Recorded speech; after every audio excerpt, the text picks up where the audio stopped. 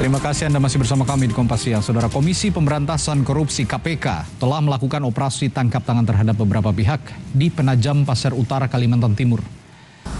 Pelaksana tugas juru bicara KPK Ali Fikri menjelaskan, para pihak yang ditangkap masih diperiksa oleh tim penyidik. Total ada 14 orang yang ditangkap termasuk Bupati Penajam Pasir Utara Abdul Ghafur Mas'ud. Penangkapan berlangsung di 2 lokasi pada Rabu sore. Penangkapan terkait dengan dugaan penerimaan hadiah atau janji terhadap pejabat negara di Kabupaten Penajam Pasir Utara, Kalimantan Timur.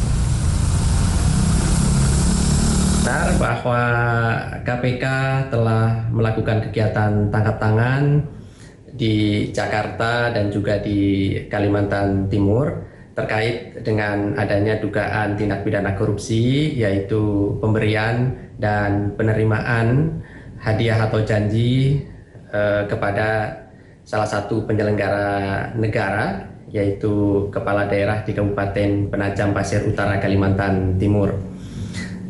Saat ini tim KPK masih terus melakukan pemeriksaan dan permintaan keterangan terhadap beberapa pihak yang ditangkap tersebut. Kapolda Kalimantan Timur membenarkan adanya kegiatan KPK di Kabupaten Penajam Pasir Utara dalam rangka operasi tangkap tangan sejumlah pejabat. Sedikitnya ada 3 orang pejabat Penajam Pasir Utara yang ditangkap untuk dimintai keterangan oleh KPK. Sementara itu rumah Bupati Penajam Pasir Utara di Balikpapan Regency masih tampak lengang tanpa aktivitas.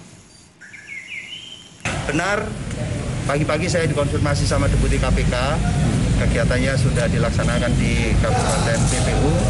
Kita tunggu aja nanti hasil hasil OTT-nya ini setelah ada pemeriksaan nanti pihak KPK akan rilis sendiri. Ya. Ada berapa orang, Jenderal? Yang diamankan? Yang diamankan kalau tidak salah informasinya tadi ada 3.